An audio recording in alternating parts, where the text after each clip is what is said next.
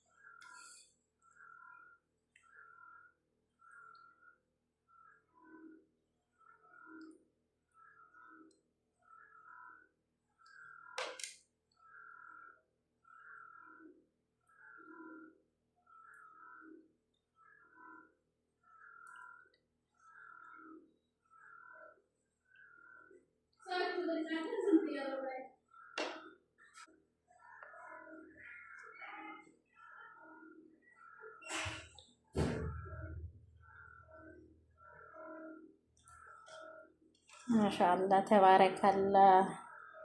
አንፎረም ውስጥ ልጨምረው ነው እንግዲህ። ያበዴ መኮረኒ በሸሜል ነው የተሰራው።